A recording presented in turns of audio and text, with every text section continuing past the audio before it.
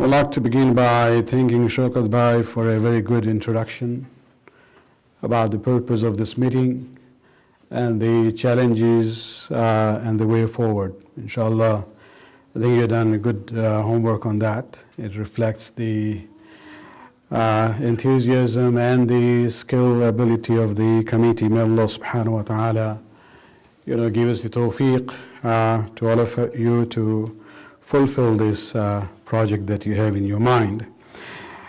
I'm here just to talk about this issue from more a religious point of view. Let me, as a preamble to that, it's 20 minutes, so I have to make it brief, and don't worry, I'll not go, I have my time here. When we look at Islam, we had to realize that one of the beauties of Islam is that it's a religion which deals with all aspects of human life. As I've said this many times, that we who are born in this faith, we do not appreciate our faith. But you go and ask those who have come from other, philosophies of life or other faiths. And one of the beautiful way of describing that was what I saw in one of the writings, where they said, Islam doesn't leave you alone in your path of, life, in your journey of life. At every step, Islam is with you. Major issue or a minor issue, Islam has an opinion. Sometimes those who are born Muslims want to run away from that. But this is the beauty of Islam, that whatever aspect of the life that you turn to, you will see Islam has some guidelines. And therefore, when we talk about, family life, this is not something which has been neglected in Islam.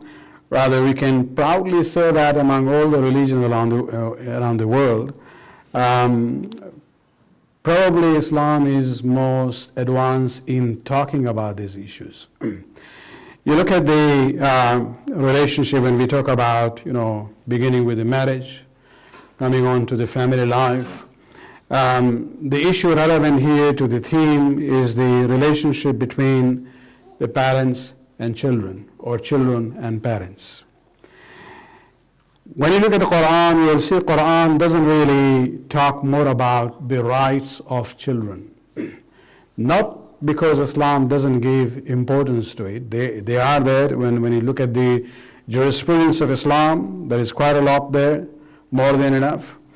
But when you look at the Quran, Quran talks more about the rights of the parents and not the rights of the children. Now, one of the reasons is that when it comes to the issue of the rights of the children and the responsibility that the parents have towards the children, Allah subhanahu wa ta'ala has left this more in the law of nature that He has created. When you look at the hearts of the father and the mother, and more the heart of the mother, she doesn't need to be told to take care of the child. It is part of the natural instinct that Allah subhanahu wa ta'ala has placed in her heart. And those things that Allah subhanahu wa ta'ala has taken care of, those issues by the natural instinct that He has created, He doesn't have to talk about it that much. And so there is no issue when it comes to the parents have to take care of their children, especially during infancy and the childhood. But then, you read this ayat of Quran in Surah Yasin all the time. وَمَن نُعَمِّرُهُ نُنَكِّسُهُ فِي الْخَلْقِ. That whomever we have given a longer life, we change his physical constitution. There was a time when you were an adult, you have your own children, you were taking care of them. They were dependent on you. You were responsible for them. But then your children grow up, have their own families. And by the time they grow up and have their own families, you become old. When you become old, now things have changed. While you were responsible and you could take care of the children, now you have become feeble and weak, physically, sometimes mentally, and the roles are reversed. And that's what Allah subhanahu wa ta'ala says, that, well, now that your children have grown up, remember it's not only you as old parents who are there, the children have their own family. And so there is a pull. from both sides. And that balance has to be created, and that is one of the biggest challenges that people have. And that's why Allah subhanahu wa ta'ala talks about the care which is a duty of the adult children towards their old parents. There are many ayat in Quran where Allah subhanahu wa ta'ala talks about it, but I'll just go to one sample from Surah number 17, ayat 23 and 24, where Allah subhanahu wa ta'ala begins by saying, وَقَضَى رَبُّكَ أَنْ لَا تَعْبُدُوا إِلَّا إِيَّاهُ وَبِالْوَالِدَيْنِ إِحْسَانًا. This issue is so important about taking care of the old parents that Allah subhanahu wa ta'ala, almost in 4 places, He begins the discussion by talking about Himself first. He says, Allah has enjoined upon you that you will not worship anyone but Him. So Tawheed is our foundation. And immediately from Tawheed, He now digresses. وَبِالْوَالِدَيْنِ إِحْسَانًا. You will not worship anyone but me, and you have to be kind to your parents. As if emphasizing the point that after worshipping me, the most important duty that you have is that you have to do ihsan, not ihsan in the Urdu Gujarati sense. Ihsan is husn suluk, to be good, to do good to the parents. And then, especially as I said, this refers more to the old age, where He says, أَمَّا يَبْلُغَنَّ عِنْدَكَ الْكِبَرَ إِحْدَاهُمَا أَوْ كِلَاهُمَا. When they reach to their old age, and they are with you, إِحْدَاهُمَا أَوْ كِلَاهُمَا, one of them or both of them, if they are with you, then remember, there are 3 specific points that Allah subhanahu wa ta'ala mentions. Number 1, فَلَا تَقُلْ لَهُمَا أُفٍّ وَلَا تَنْهَرْهُمَا وَقُلْ لَهُمَا قَوْلًا كَرِيمًا. First, He talks about the akhlaq in talking to your parents. Where this, you heard this many times from me and many speakers. Do not even say off. Sometimes, old parents might become irritating sometimes. Sometimes it's not your fault, but you will be blamed. Allah subhanahu wa ta'ala says, don't even say off. Just be patient, take it. And according to the 6th Imam, he says, even if there was an expression in Arabic language lighter than the word off, Allah subhanahu wa ta'ala would have mentioned it. So first is the verbal, the communication issue between adult children and their old parents. Number 2, وَخْفِضْ لَهُمَا جَنَاحَ الظُّلِّ مِنَ الرَّحْمَةِ. Lower your wings of humility out of mercy for them. It's a very poetic way of saying, this is what I would call body language. Even when you interact with your old parents, body language is also important. Sometimes you don't say something, but the way we behave, the parents know what you mean. And that is also important. And the last one, وَقُلْ رَبِّ رَحَمْهُمَا كَمَا رَبَّيَانِ صَغِيرًا, the spiritual duty, that always pray for them, the way they raised you when you were a child. So what we see is that Allah subhanahu wa ta'ala in the Quran is emphasizing this duty over adult children to take care of their old parents when they are in need. When it comes to this issue of, responsibility, this is not an issue controversial, or there is maybe difference in fatwa or opinions. No, it's a given in Islam that you have a responsibility to take care of your old parents. They are what is known as, they are included in the circle of wajib al-nafaqa. Wajib al-nafaqa means those people whose maintenance is wajib on you. And in that list, the list starts with the wife, the children, and the parents. You might want to debate why the parents are not first, but it's just, this is how the Sharia talks about it. First the wife, and then the children, and then the parents. And, sometimes this becomes a challenge. How do you balance that? I have many stories, but I don't want to go into that. We don't have the time for it. But I'll tell you, just to make you realize the the problem and difficulties that the community is going through on an individual level. I'll just tell you one case where all parents living with their children, rather with the child and the family, during the last moments in the hospital, somehow he was asked, the old father was asked to sign documents. He trusted the child, signed it.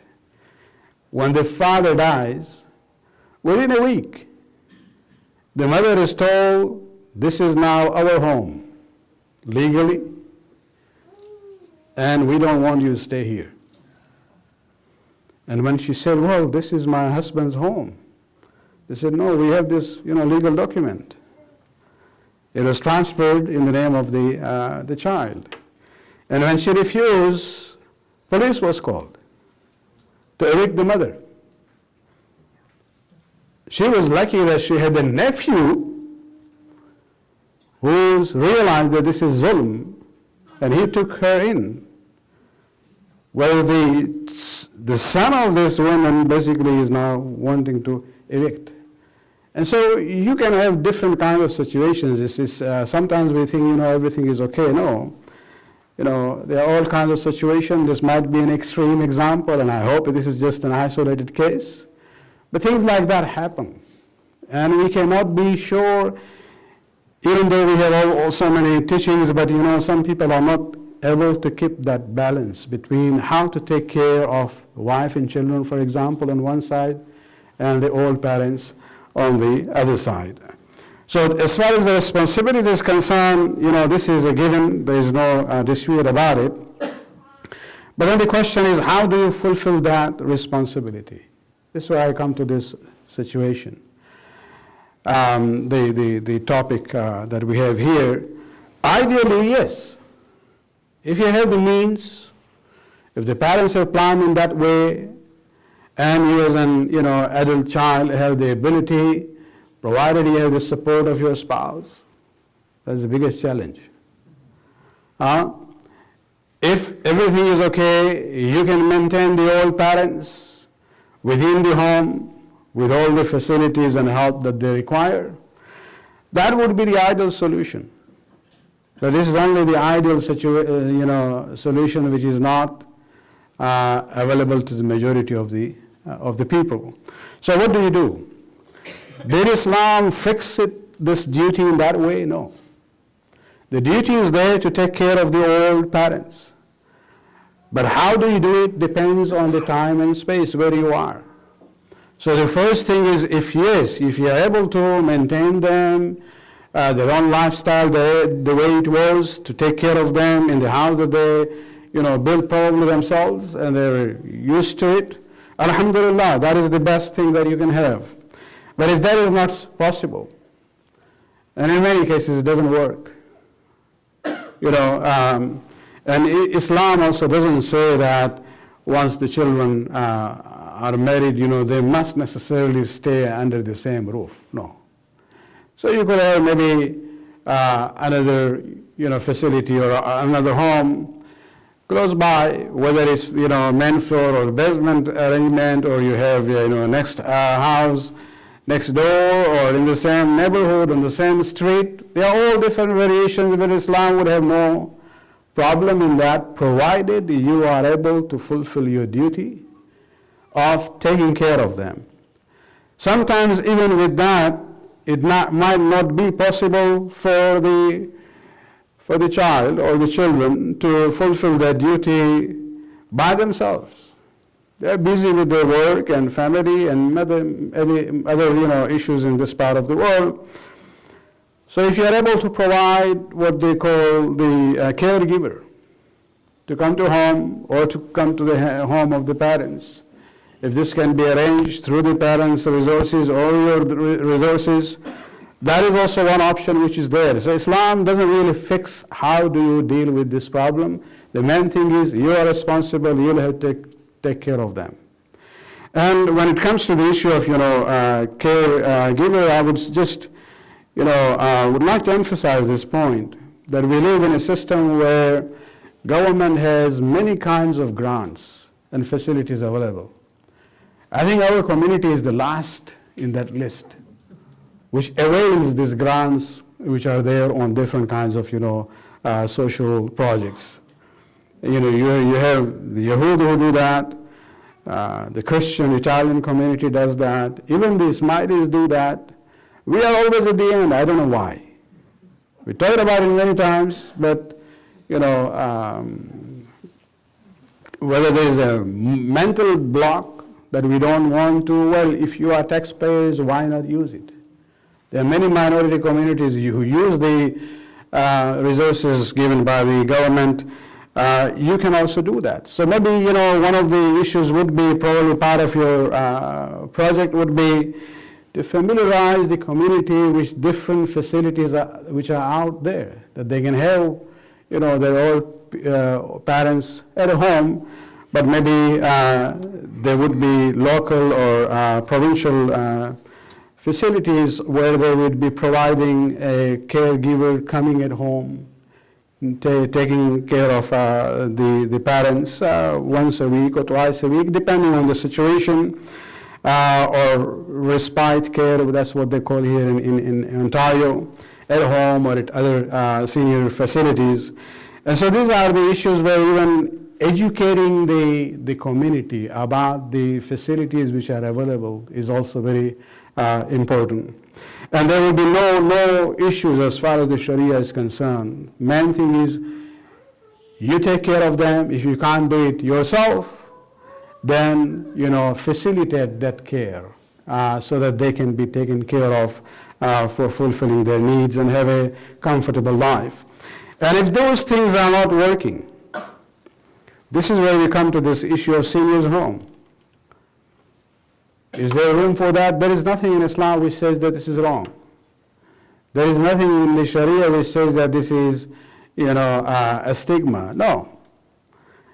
If that is the option, it should be there. And collectively, this is where, we have to come together. We have been hearing about it and talking about it for many, many years now. It's time probably to move forward because, as we heard, the generation of the seniors, even in the community, is going to increase. And not everybody will have the facilities within their own family setting to have a very comfortable life. And so seniors' home, where the environment is our own Islamic environment, where the issue of food and other needs are taken care of as far as halal and haram issues are concerned. And this is where, as I said, that we have to basically avail the resources which are out there on the local and provincial and federal level. And so let me emphasize this point that you have to fulfill your duty, but the format of how you do it is not fixed. It depends on situations and the society that we live in. And if you are not able to do it in one way, then there are other options which are available for us.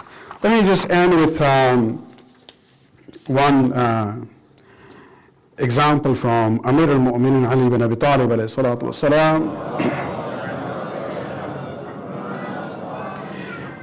I have talked about, during the month of Ramadan, where I talk about Amir al-Mu'minin, this concept of sadaqatu Ali, charities of Ali, in different ways, especially when he would, during the 24 years of the three Khilafats, this is what he used to do.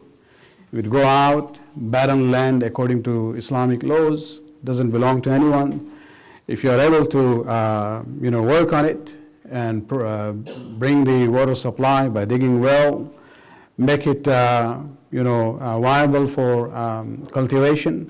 This is where Amir al-Mu'minin used to actually plant what do you call the khurma trees, palm trees, in very large numbers.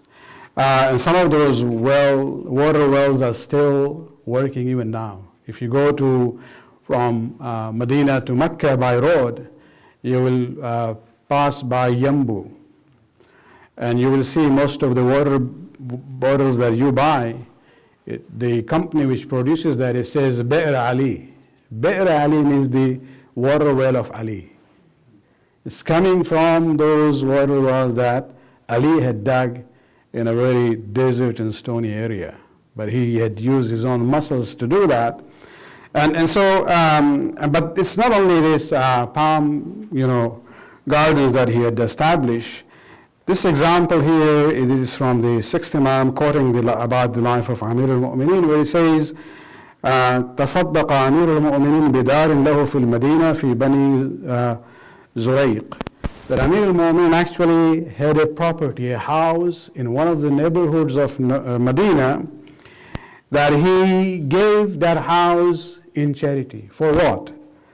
And he wrote the deed of that house. He says, Bismillah ar-Rahman ar-Rahim, هذا ما تصدق به علي بن أبي طالب. This is what Ali has, dedicated as a sadaqah and charity. وهو حي سَوِيٌّ, while he was alive and, healthy when he's writing this document. تصدق بداره, he has given in charity his house, which is in so and so area, sadaqatan, as a charity, لا تباع ولا توهب, which will never be sold nor given in gift to anyone until Allah, inherits on the day of Qiyamah, when the dunya comes to the end. And according to the sixth Imam actually initially dedicated that house for use for his old aunts. So I'm assuming here that they didn't have anyone to take care of them. So he dedicated that house for them, and he writes there that is for them and their descendants, but if there are nobody there, then it can be used for those who are needful people among the community. And so this is the seerah, an example we have from Amir al-Mu'mineen. That, he didn't say to his khalas that come and live with me. No, he had a separate house for them, and he took care of them. So it's not an issue of, living under the same roof. The main issue is that we have to fulfill our duty towards our parents in whatever form it is possible. Wassalamu alaikum wa rahmatullahi wa barakatuh.